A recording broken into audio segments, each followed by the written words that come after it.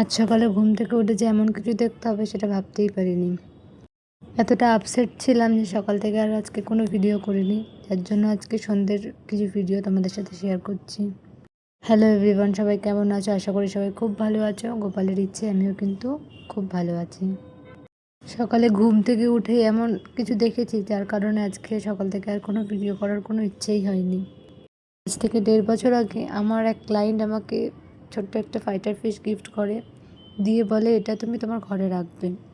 সত্যি কথা বলতে যবে থেকে আমার মেনু মারা গেছে তবে থেকে আমি আর কোনো কিছুর সাথে মায়ায় জড়াতে চাই না। আজ সকালে যখন ঘুম থেকে উঠে খেতে দিতে যাই তখন দেখি বাচ্চাটা মরে পড়ে আছে। অনেকের কাছে হয়তো এটা খুব সামান্য জিনিস বলে মনে হবে, তবে আমার কাছে খুব কাছের ছিল।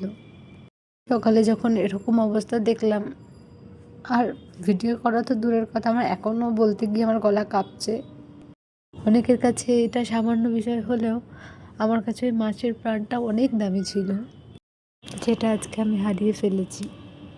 হ্যাঁ, চাইলেই হয়তো বাজার থেকে আরও একটা মাছ এনে রাখা যাবে, তবে 1.5 বছরটা তো আর খুব কম সময় নয়। কদিন ধরে ওই শরীরটা অনেক খারাপ ছিল, একদমই খাচ্ছিল না।